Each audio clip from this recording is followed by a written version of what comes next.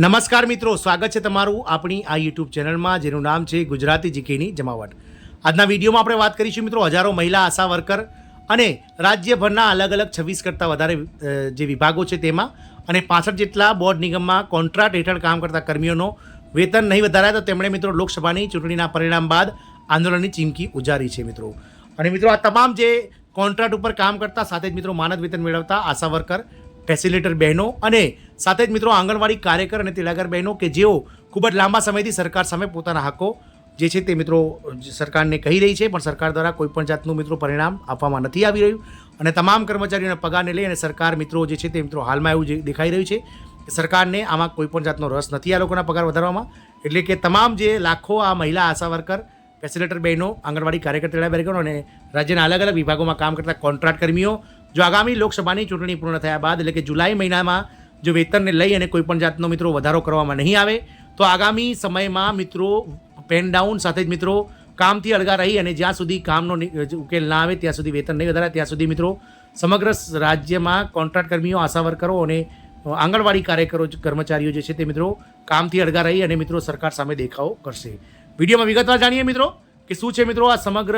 બાબત અને કઈ રીતે મિત્રો આ કર્મચારીઓ સેના માટે લડી રહ્યા છે. તમામ માહિતી આજના વિડીયોમાં આપ સુધી પહોંચાડીશું, તો વિડીયોના અંત સુધી બનાવી રહેશો. અને જો ચેનલમાં નવા હોય તો અમારી ચેનલને સબસ્ક્રાઇબ કરી બાજુમાં રહેલું બેલ આઇકોન દબાવી ઓલ નોટિફિકેશન ઓન કરી લેજો, જેથી કરીને ચેનલ પર મૂકવામાં આવતું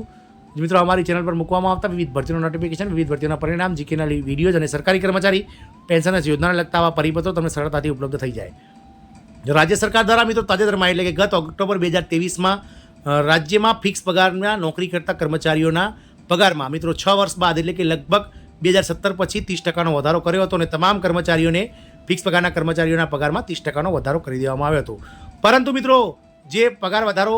આશા વર્કર, પેટ્રોલ, ફેસિલિટર બહેનો, આંગણવાડી બહેનો સાથે જ મિત્રો કોન્ટ્રાક્ટ કર્મીઓને મળવો જોઈએ તે મળ્યો નથી મિત્રો. રાજ્યના તમામ જે ફિક્સ પગાર કર્મીઓનો ભારે પગાર વધારો અને સળંગ નોકરી ગણવાની જાહેરાત કરવામાં આવી હતી. તેમાં કોન્ટ્રાક્ટ પરના હજારો કર્મચારીઓને આશા વર્કર બહેનોની અવગણના કરવામાં આવતા તેમનામાં રોષની લાગણી ફેલાઈ છે અને આગામી સપ્તાહથી જિલ્લા દીઠ કલેક્ટરને આવેદનપત્ર આપીને આંદોલનની શરૂઆત કરવાની જાહેરાત કરવામાં આવી હતી. મિત્રો 24 મે એટલે કે 24 જૂન બાદ હિંમતનગર કલેક્ટર કચેરી ખાતે કાર્યક્રમ યોજીને આંદોલનની શરૂઆત કરાઈ હતી. સાથે જ મિત્રો અલગ અલગ જે આજે પગારદારો છે તેઓ મિત્રો પોતાના હક માટે સરકાર સામે લડી રહ્યા છે. પોલિયો નાબૂદી અભિયાનથી લઈને કુપોષણ, બાળકોની સારસંભાળ યોજનામાં મહત્વનું યોગદાન આપનાર આશા વર્કર બહેનો, ફેસિલિટર બહેનો કે જેઓ અને આંગણવાડી બહેનો કે જેઓ રાજ્યના મહિલા અને બાળ વિકાસ વિભાગના નેજા હેઠળ સાથે જ આરોગ્ય વિભાગના નેજા હેઠળ કામ કરી રહ્યા છે તેમને પણ કોઈ ખાસ પગાર, પ્રોત્સાહનો કે સુવિધા આપવામાં આવી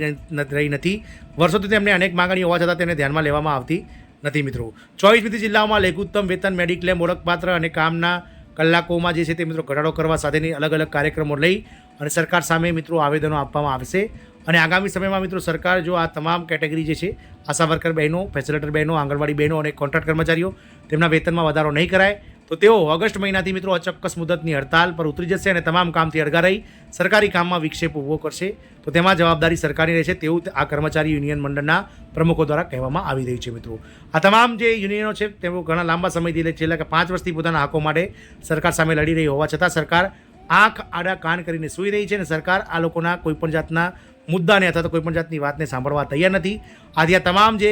ફિક્સ વેતન કર્મચારીઓ સાથે જ મિત્રો કોન્ટ્રાક્ટ કર્મચારીઓ અને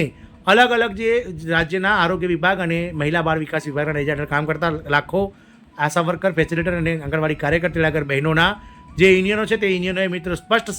ધમકી સરકાર દ્વારા ઉચ્ચારવામાં આવી છે અને આગામી લોકસભાની ચૂંટણી પૂર્ણ થયા બાદ નવી સરકારનું ગઠન થશે કેન્દ્રમાં. સાથે જ મિત્રો જુલાઈ મહિનામાં જે બજેટ રજૂ થશે તે બજેટની સાથે જ ચોક્કસથી સરકારને વિનંતી કરવામાં આવી છે કે તેઓ સરકાર સામે આ વેતનમાં સુધારો કરે, નહીં તો પછી અચોક્કસ મુદતની હડતાલ પર આ તમામ કેટેગરી જે છે તે ઉતરી જશે અને જેના કારણે મિત્રો તમામ જે સરકારી કામ છે તે કામકાજ ઠપ થઈ જશે તેવું હાલમાં આ જે છે આશાઓ સેવાઈ રહી છે મિત્રો. આશા રાખી છું કે સરકાર દ્વારા આ તમામ કર્મચારીઓની માંગોને